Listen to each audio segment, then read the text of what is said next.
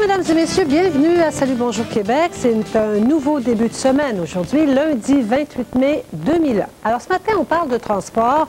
Il se tient aujourd'hui à Québec un important forum qui regroupe tous les décideurs de la région de Québec et de la région de Chaudière-Appalaches sur la façon d'améliorer les modes de transport, qu'ils soient routiers, maritimes, aériens, ferroviaires, pour ces deux régions. Alors on parle de l'aéroport, on sait il y a des infrastructures là, mais il manque de ressources. On parle depuis des années d'un lien Rive-Nord, Rive-Sud au niveau d'un autobus. Ça ne fonctionne pas. On a une gare intermodale, mais a-t-on un transport intermodal dans la région de Québec? Bien, il y a des doutes. Alors, il faut passer à l'action pour établir des priorités, identifier des directions à prendre. Et c'est le but de ce forum ce matin.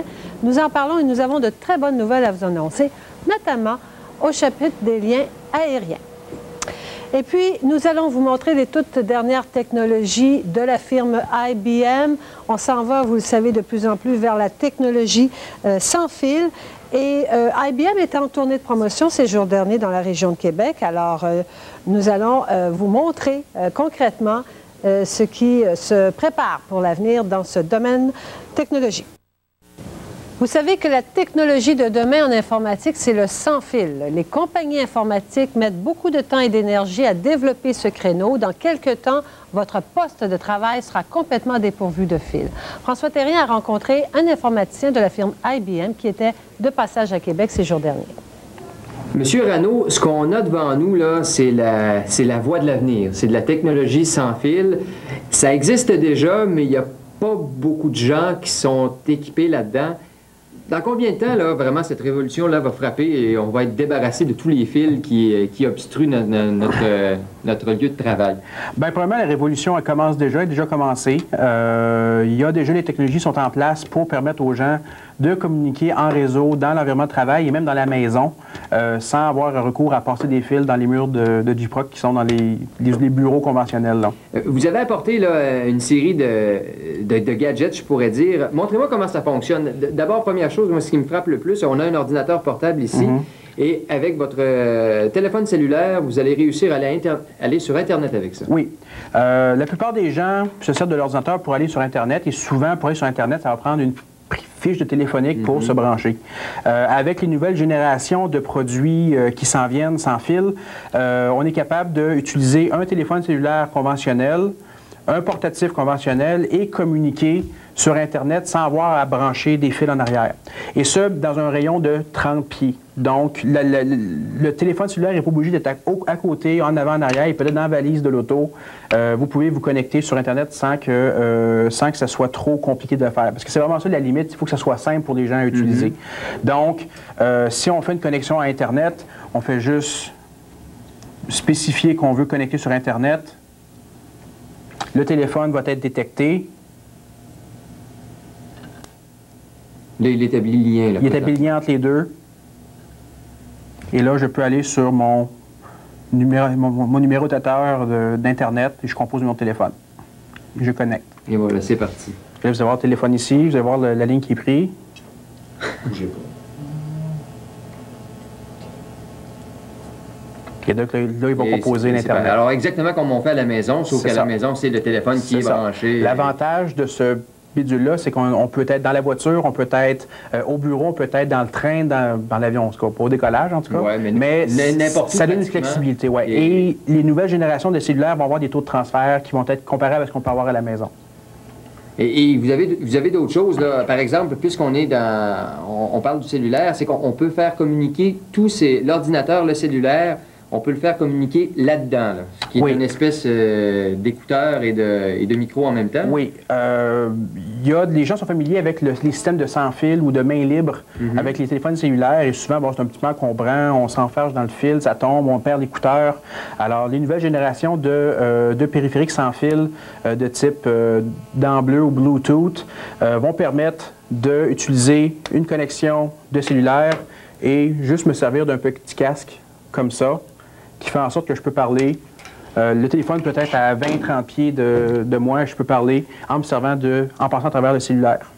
Donc, alors tout ça communique ensemble. C'est ça, tout ça communique ensemble. Et si vous avez quelque chose à écouter sur l'ordinateur ou à dicter à l'ordinateur, vous pouvez le faire aussi? Oui, cet écouteur-là peut être converti et utilisé pour soit dicter une lettre, soit parler dans un microphone à l'ordinateur ou écouter des conversations ou de la musique sur le portatif. Et ça, cette technologie-là, ça fait longtemps qu'elle existe? La technologie, cette technologie-là a été ratifiée, a vraiment été... est entré en vigueur il y a à peu près 2 ans de ça. Et on commence à avoir des périphériques qui arrivent. La norme, c'est vraiment la norme Bluetooth. Je peux vous donner peut-être le lien Internet par la suite. Mais c'est vraiment ça qui s'en vient. Il y a une vague de périphériques qui vont s'en venir, qui vont incorporer ces technologies-là. Les applications les plus évidentes, c'est vraiment un ordinateur personnel avec un cellulaire, mais vous allez en avoir dans votre voiture, vous allez en avoir dans votre frigidaire, vous allez en avoir dans quand vous allez faire l'épicerie. Un exemple, si vous avez un téléphone cellulaire de type Bluetooth et que vous passez dans le rayon des volailles, bien, dans un rayon de 30 pieds, ils vont vous dire que il y a un spécial sur les poitrines de poulet. Oh mon Dieu. OK? Ou si vous marchez dans la rue et vous allez passer dans McDonald's, votre cellulaire vibre et dit « Hey, une promotion, 1,99 $ pour un Big Mac ». Il y a plein d'applications commerciales qui vont tirer parti des nouvelles générations de cellulaires qui s'en viennent. Mais ça, c'est pas demain la veille que ça va se passer. C'est pas demain la veille, ça dépend beaucoup des compagnies. Mais tout ça pour dire qu'on va s'attendre à beaucoup plus de nos téléphones et de nos périphériques ordinateurs que ce qu'on faisait auparavant. Donc, ça s'en vient.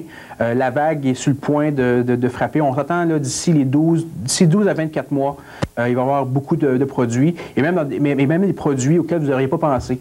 Une télécommande, un frigidaire, un poêle. Pourquoi est-ce que je ne pourrais pas ouvrir mon poêle ou ouvrir le chauffage de la maison en passant par l'Internet? Je peux le faire, ces choses-là, avec des technologies de sans fil. Tout va être lié. Mais là, quand on parle de nouvelles technologies comme ça, on parle évidemment de nouveautés, donc on parle de prix élevés. J'imagine que c'est ça qui empêche la masse de se le procurer, non? Oui, effectivement. Il y a des frigidaires qui ont été faits avec des technologies Bluetooth, sauf que ces frigidaires coûtent à peu près 25 000 $ pour l'instant. Et ça permet de scanner sur le frigidaire combien de lait qui me reste, combien d'œufs qui me reste, et partir avec ça au supermarché. Ça s'en vient. C'est des prototypes. On est capable de savoir qu'est-ce qu'il y a dans le frigidaire. Oui, on peut savoir ce qu'il y a dans le frigidaire. Et en fonction de ça, quand vous allez au supermarché, votre cellulaire va vous guider dans la rangée appropriée pour ce que vous avez besoin. Alors, tu as besoin de tant de yogourt, tu as besoin de tant de pain de lait, tant d'œufs, etc., etc. Puis ça, c'est juste le début de la pointe de l'iceberg. Il va y avoir aussi le paiement bancaire par le cellulaire. Donc, il y a plein d'applications qui s'en viennent. Évidemment, la technologie avance jusqu'à un certain point et les gens évoluent des fois à une vitesse un petit peu différente. Il y a aussi des compagnies en arrière de ça qui conçoivent les systèmes pour tirer parti de ça.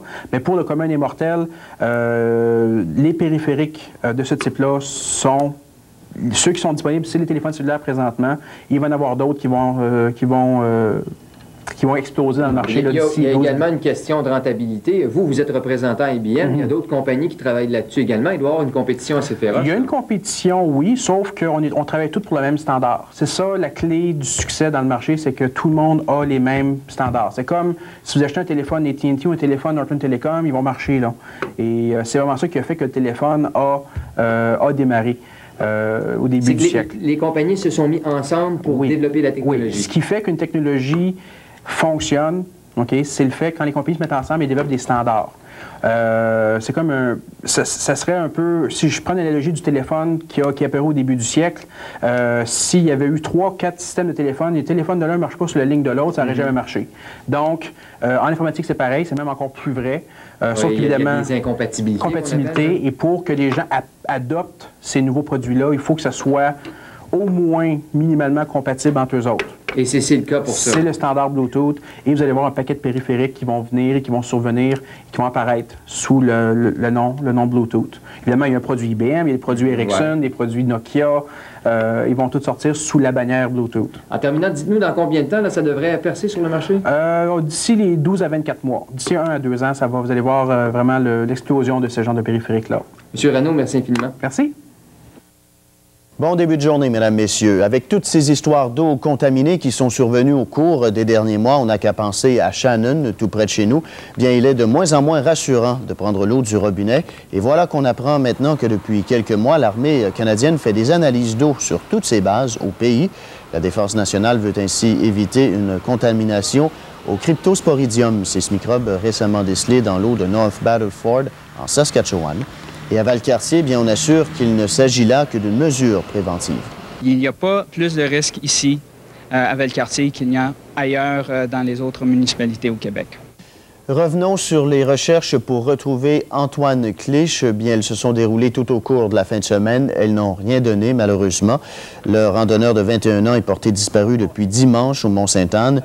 Maintenant, bien, la Sûreté du Québec abandonne toutes les opérations de recherche pour retracer le jeune homme. Au cours de la fin de semaine, donc, 3 techniciens en recherche de la SQ ont assisté les dizaines de bénévoles qui ont ratissé le secteur nord de la montagne, mais sans résultat. La folie commence encore plus tôt que prévu cette année. Le déménagement, c'est un peu le sport national des Québécois. Vous n'avez pas rêvé, les camions ont bel et bien commencé à envahir les rues de la grande région de Québec et du Québec. Si vous n'avez pas encore réservé votre camion, faut bien le dire, bonne chance. Ah ben, c'est un petit peu. Okay. On va te laisser aller en premier. Les marches. C'est le rush qui est parti. Pour encore au moins un mois et demi. Dans les prochaines semaines, Martin travaillera entre 12 et 15 heures par jour, 7 jours sur 7. C'est environ une centaine d'heures par semaine. Environ. Disons que ma prochaine journée de congé, ça va aller au 5 juillet. La saison du déménagement n'a jamais été aussi longue. Cette année, la période commence vraiment aujourd'hui. C'est très achalandé jusqu'au 3, ça se prolonge peut-être jusqu'au 4. Les carnets de réservation des compagnies de déménagement sont remplis depuis 2 mois et déjà dans cette entreprise où l'on vend des boîtes, on sert une centaine de clients à tous les jours depuis une semaine. Préférable de notarier plus tôt pour pouvoir planifier votre déménagement pour être pris dans le rush là, du mois de juillet. Et cette année, il est tout aussi difficile de déménager que de se trouver un logement. Sur 74 000 appartements disponibles dans la région, seulement 1 200 sont inoccupés. Valérie Gamache, TVA, Québec. C'est aujourd'hui que la Cour supérieure devrait décider si les 5 membres du groupe Germinal sont remis en liberté. On le sait, ils sont détenus depuis le 18 avril dernier. Ces jeunes dans la vingtaine sont notamment accusés de possession de matériel militaire et de substances explosives, ainsi que de complot pour commettre un méfait mettant en danger la vie des gens. Leur avocat a tenté de convaincre le juge au cours de la matinée vendredi que le policier qui a témoigné lors de la première enquête de remise en liberté a exagéré la dangerosité des accusés. Et consacrer sa vie à l'Église comme prêtre, c'est un choix que font de moins en moins d'hommes. Alors l'Église se tourne vers ceux qui veulent de Dieu sans renoncer à leur vie privée, soit les diacres. Depuis 8 ans, leur nombre a presque doublé. Ici à Québec, par exemple, il y en a une centaine de ces pères de famille qui choisissent comme passion l'Église. D'ailleurs, c'est ici à Québec où ils sont les plus nombreux, donc au-delà d'une centaine sur les 360 que l'on compte en tout dans la province. Alors voilà, c'est complet. Passez une excellente journée. On se retrouve un peu plus tard.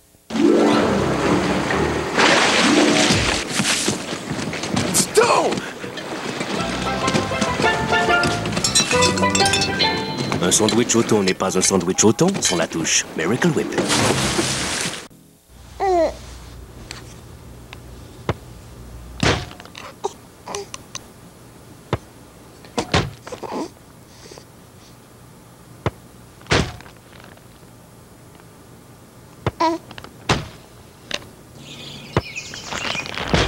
Lipton Sidekicks. Utile dans la vie, bon dans l'assiette.